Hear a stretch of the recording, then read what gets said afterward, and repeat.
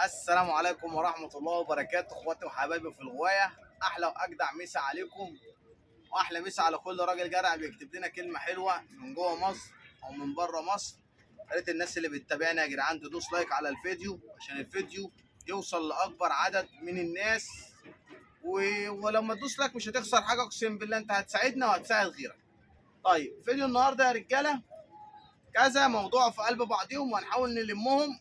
سؤال واحد قال لي يا عم محمد انا بفتح للزغاليل، الزغاليل بتطلع من المصطبه بتاخد سكه تركب العالي، بتطلع عارفه بعضيها لما حافظه بعضيها تركب العالي. لو اللي جنبيه نش الحمام بيبوز عليه. يعني ايه بيبوز عليه؟ يعني بيسقطوا كده عليه ويخشوا معاه ويلموا معاه، وبحس ان هم يعني بيخرجوا منه ببركه دعاء الوالدين، وده يعني مخليني خايف عليهم. طيب اول حاجه صلي بينا على النبي عليه افضل الصلاه والسلام. هم بيعملوا الحركه دي عشان خاطر حاجه واحده بس، ايه هي؟ انت دورتهم مع حمام كبير، طبعا انا ما سالتكش، بس الزغاليل لو سايبها من وهي صغيره براحتها بتقوم تفرك، بيقوم يشوط الزغلول، بيجري هنا بيجري هنا، زغاليل في قلب بعضيها، مفيش في وسطهم شبابات، مفيش في وسطهم حمام كبير، مفيش في وسطهم قصوص. الزغلول لما يطلع يركب العالي مستحيل يسقط على غايه مش غيته او يسقط في دورة حمام. انما لما انا اكون مخيب الزغاليل بتاعتي ومعشاها في وسط القصوص ومصنعها ومكلفتها ولاممها في وسط بعضيها، بتيجي الزغلول يسيب انا قفلت بقى على القصوص وقفلت على الحمام وقلت انا عايز انش الزغاليل. احمد ربنا ان هم ما بيمشوش ويغربوا، لان هم لو مشوا واتغربوا هياخدوا مع اي حد. هم لو ناصحين قوي قوي قوي قوي هيتضربوا. هم لو ناصحين هتيجي تحطط بيهم هيطفوا، لان هم مش غيتهم بس عايزين يشتغلوا. ده بيبقى سبب من اسباب تلاقي فرد الحمام انت جايبه شاريه مثلا وتقول لي ده بيشتغل مع حد عشان صاحبه مخيبه، مش مخليه حرج، مش مخليه مجنون. في واحد يقول لك الزغلول ده مجنون بيقوم يخرب الدنيا، ما بيسيبش حته ما بيروحهاش. هو ده الزغلول اللي يستاهل ياكل، وهو ده الشاب الكويس اللي ينفع. انما انا لما اكون مخيب الحمامتين بتوعي ويجي حد ياخدهم هم كده، خلاص انت برمجت الزغلول ده من وهو صغير على حاجه معينه، عمرك ما هتعرف تغيرها له، وعشان تغيرها له هتاخد وقت جامد. وبختك يا ابو بخيت ممكن يتغير سلوكه، يتغير ويتعدل، وممكن سلوكه ولا يتغير ولا يتعدل وتلبس في حيطه، ويبقى انت كده ضيعت مثلا شاب انت مربيه. هتغير الميعاد بتاعهم، تهرس عليهم في الكلفه، تنشهم بالليل، ولما هتيجي تنشهم بالليل هيتفركشوا. ركز معايا في المعلومه دي، محدش هيقولها لك. طالما الزغالين لمت وبقت شبابات وانت لسه ما قفلتش ضرايبهم، يعني ما دخلتهمش ليل، هتيجي تدخلهم ليل هيتفركشوا. ولما يجوا يتفركشوا قلهم. يعني ايه قلهم؟ يعني اخوفهم ازاي؟ لو هم 30 اخليهم 10 بالليل، ادوهم نص ساعه 10 دقايق، ال 10 دول يعملوا زي الكوتشينه، تمام، واقوم قافل عليهم فاتح ل 10 غيرهم، قافل عليهم فاتح ل 10 غيرهم، كده انا فركشتهم. ومن النهارده افتح للخمسه تبع دول وخمسه تبع دول، ما احفظهمش بعضيهم. واجي بعد كده لما انشهم بالليل ال 30 مع بعض هتلاقيهم بقوا عاملين زي الزغابه. هتيجي تفتح لهم بالنهار، انت كده شلت الفكره بتاعت التطوير والتصنيع دي من دماغه. هيطلع يفركش بالنهار ويركب العالي ويشوط، وبعد كده يلم مع نفسه، وبعد كده ياخدوا سكتهم وما تقلقش عليهم. طبعا احنا النهارده طلعنا الغيه في كام زغلول لقينا دخلهم برد. طبعا انتوا عارفين تغير الجو بيسقع بالليل وحر بالنهار وشمس. جبنا علبه البرشام التتراسيد، بنبل البرشامه زي ما احنا متفقين، وبندي كل فرد حمام في بقه. فحتى لو لقيت عينه مدمعه دي مش هتبقى دمعه عين، مش تجبنات، مش تنفسي، ده هيبقى برد، يعني معلش في اللفظ هتلاقي فيه برابير عنده. فده علاجه مضاد الحيوي اللي هو التتراسيد. العلبه غليت بقت ب 22 جنيه، الشريط فيه 16 حبايه، مش اشكال لو حسبناها الواحده على جنيه وربع، ولا انت فاهم قصتها قريبه. هنفتح للزغاليل بتاعتنا وهوريك ازاي دلوقتي انت تقدر تفتح لشاب، يعني مش شاب عشان محدش يفهمني غلط، زغلول كان حد جايبه طلع اتشعبط مثلا مسكناه قفلنا عليه لما كبر شويه ولم نفسه بقى عليه مثلا فك ريشتين. الشاب بقى دوت عشان يعني ايه بيبقى خلص، الشاب ده اللي هو خلص عليه الصمه بيصم عليه 2 مثلا. انما طول ما هو عليه 7 عليه 6 عليه 5 بيبقى لسه زغلول. فانا بقول عليه شاب كبير، يعني شاب كبير ده بالنسبه لي انا كمحمد بقول شاب من هو عليه 5 و6، لكن هو في القانون لسه زغلول. فانا دلوقتي كنت ماسك الحلس اللي انا كنت موريه لكم ممشط، هنفتح للزغاليل وهوريكم ازاي احنا هنسيب الحلس دوت ونتفرج الدنيا هيبقى فيها ايه. طبعا زي ما انتم عارفين يا جدعان انا سايب الغيه، الريبان طبعا اتكسرت، الشبكه بايظه، دارات مش موجوده، زي ما انتم عارفين اي حاجه مش في مكانها. زي صفيحه الذره كده مش في مكانها، دي مكانها يا رجاله تبقى في البلكونه او في برميل الكلفه. الذره مكانها في برميل الكلفه. طبعا الواير زي ما انتم شايفين كده يا جدعان اتبهدل. طبعا كل ده هنظبطه ان شاء الله قبل التماسي.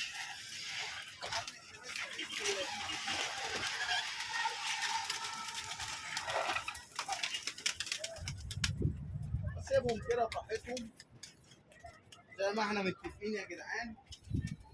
هيطلعوا يشوطوا شمال يمين براحتهم ولا اي اندهاش. برضو خلي بالك هم ما بيسيبوش كل يوم، عشان بس الناس برضو اللي متابعانا تبقى واخده بالها. الزغاليل دي ما بتسيبش كل يوم، مش كل يوم بنسيبهم، لان انا مش كل يوم باجي اطلع الغيه. بطلع الغيه ممكن كل 3 4 ايام مره. عشان كده بحاول ان انا لما اطلع اعمل فيديو 2 و3 عشان اقدر اقدم لك المعلومات، عشان اقدر الم لك الدنيا قبل التماسي. طبعا في زغاليل في المصطبه هنحاول برضو ان احنا نقول لها ايه اطلعي.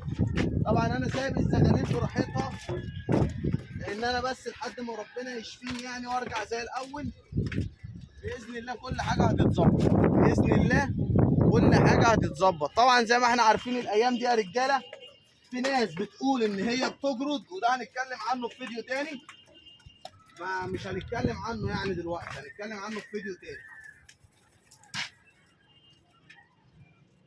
برضه ابص لهم كده انا يا رجاله اشوف دنيتهم فيها ايه. زي ما انتم شايفين الاشربوند والبنفسجي اهم، في بنفسجي تاني والاسود وزار ايه. زي ما انتم شايفين اهو كده الزغاليل فيهم ايه، يعني تفركش براحتها وتعمل اللي هي عايزاه. طبعا ابتدي كده ان انا ايه اغمسهم بس كده غمزه بسيطه برضه ايه، يعني عشان يشوفوا اللي انتم شايفينه ده كده يا جدعان. بصوا هم كده يا رجاله مش لامين بعضيهم، عشان برضه محدش يقول لي ايه لا ده هم كده لموا بعضيهم، لا هم كده برضه زغاليل بتلعب، دي كده زغاليل بتلعب. بس انا بس هو اصلا المفروض ان احنا ما نقفلهمش يا جدعان جوه الغيه. انت المفروض بتفتح لهم وما بتقفلهمش، بس انا عشان ضيق الوقت. بص اهو اهو بص كل حاجه فيهم لوحده. بص الزغاليل هتركب العالي، بص ده في الواطي، ده ماشي شمال ده ماشي يمين. بص انت مش هتعرف تصورهم من الاخر، من الاخر تصويرهم هيبقى صعب. بص لطقاطي ماشي ازاي، بص لطقاطي التاني ماشي ازاي. بص ادي 2 قطاطه اهم فاهمين. ادي السكروته اللي راكب العالي ده اهو اهو. بص الشخشول الاحمر اسود وزار، بصوا الحلس كل حاجه المسود في العالي اهو. الشخشول الازرق التاني اهو. هو ده اللي انت المفروض بتعمله زي ما انت شايف كده اهو. بصوا الاسود وزاره اهو يا جدعان، العبس المصري، شخشول الازرق المسود، اللقاط الاصفر ورق، الاسود وزار. ده يا جدعان اللي احنا بنعمله مع الزغاليل بتاعتنا، ده اللي احنا بنعمله. بصوا لقاط اهو يحط اهو صور الاصفر ورقه المسود كده اهو كده خلاص زغاليل احط. بصوا بقى في ناس ممكن تبقى جنبك تقوم عامله ايه، تقوم عامله ايه، تقوم تقفل لك مثلا على 20 واحده 25 واحده وعايزين ايه، اول ما انت تفركش كده زغاليلك فاهمني يقوموا طالعين هوب لطشين فيك خابطين فيك. ما تقلقش، الزغلول طول ما انت سايبه كده مش هيهودهم. طول ما انت سايب الزغلول، طبعا انا بسيبهم تحت الشبكه، انا بسيبهم تحت الشبكه وطول ما انت مربيه صح ومعوده على الصح ما تقلقش عليه. طول ما انت مربيه صح ومعوده على الصح ما تقلقش عليه. امتى تقلق عليه؟ اما انت تكون راجل ربيته غلط، ربيته غلط تقلق عليه لو حتى ما فيش حد ناشئ. يعني لو اللي جنبيك فاتح بس الشبكه كده للزغاليل بتاعته او لشبابات او لقصوص، لا انت تقلق على زغلوله. انما انت ربيته صح ومشيتها معاه صح. طبعا عشان الناس اللي هتسالنا على العبسي، العبسي عيان وانا قافل عليه. في زغلول عبسي انا قافل عليه عشان برضه الناس تبقى ايه فاهمه. بصوا ده الزغلول الحلس الامريكي ده اهو، ده اللي جاي من بعيد ده برضه انا مش قلقان عليه. يعني انا برضه مش قلقان عليه، شايفينه اهو، هو اللي ماشي هناك ده.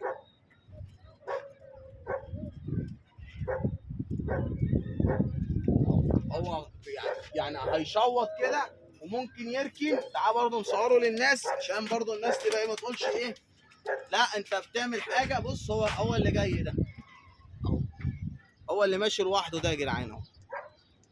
ده اللي هو الحلس الامريكي اللي هو الحرس الاحمر اهو، زي ما انتم شايفين كده مش اهو، فاهمني؟ هو ده بقى ده اللي بيعمله الحلس الاحمر ده. هو ده التشويط اللي انا بقول لك عليه. هو كده ده بيشوط التشويط المطلوب، اللي هو ياخد مسافات بعيده ويعتمد على نفسه ويركب العالي ويعتمد على نفسه.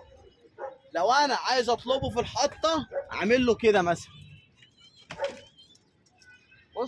بصوا يا جدعان هيلم بقى نفسه اهو اهو. بص ليه غمست له مثلا حمامتين، غمست له ايه الحمامتين. بص اهو اهو.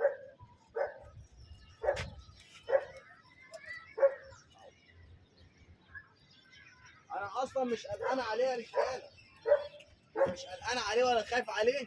انا بس عايز اوصل لك ان انا لما عاوز احططه احططه. انا لما عوزته اهو طلبته جالي اهو زي ما انت شايف. يعني ده بتاعي، مش بس اقول لك فرد حمام سطيت وفرد حمام لا مش بتاعنا، لا بتاعنا اهو. الحلس اللي هو الاحمر الشاب اللي هو اكبر منهم في السن اهو.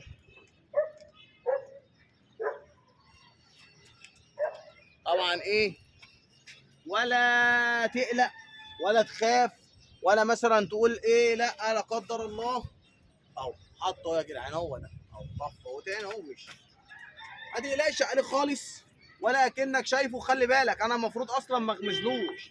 يعني اللي انا عملتها دي اسمها غمزه، غمزت له فردين حمام عشان يسقط عليهم. لا انا المفروض بسيبه براحته. هو بيقول لي انا يابا واكل لقمه زياده وعايز اطلعه، انا عايز اطير. سيبه بقى يطير، سيبه يطير. تعال نصوره برضه عشان الناس تشوفه اهو. هو ده اللي واقف يا جدعان اهو بيهرش ده، هو ده بيهرش ده في ديله ده وبيقلش اهو زي ما انتم شايفين بينا. ده كده ما تقلقش عليه. انما هو بقى لو متصنع وملموم في وسط حمامتين اقلق عليه واخاف عليه. طبعا في 2 استراليات بسحن طبعا زي ما انتم شايفين كده. الزغاليل هتقعد تشوط طول ما احنا واقفين لها جوه الغيه، وده احنا اصلا مش حابينه. يعني احنا مش عايزين ان احنا نخليهم يقعدوا يقوموا كده يجروا شمال ويمين. طبعا في 2 استراليات بسحن في السكروطه تاني وفي الاخضر. احنا هنفتح دلوقتي للحلس اهو. تعال بس صوروا برضو كده اهو. هنفتح له خلاص، هم خدوا وقتهم وهنفتح لده. طيب هنفتح لده بقى هنعمل ايه؟ بص صور برضو الابيض اللي في العالي ده اهو زي ما انتم شايفين كده الابيض، وادي الابيض الثاني الاسترالي، وادي الحلس اللي هو الايه الاشربون. طيب ما علينا، فتحنا بقى للحلس ده نسينا نفتح له وهنشوف دنيته فيها ايه. لو دنيته قام وتدور وحط وقام وتدور وحط خلاص احنا مفيش خوف منه. لو قام وضاع عادي، يعني قام وضاع برضه عادي مفيش اي مشكله. المهم ان انا لما افتح له كده ممكن اعمل ايه كتير قوي برضه الناس تبقى معايا واخده بالها. امسك مثلا كبش الذره كده وارميها مثلا في الارضيه عشان خاطر الزغلول ايه يطلع اهو. طلع اهو قدامك اهو.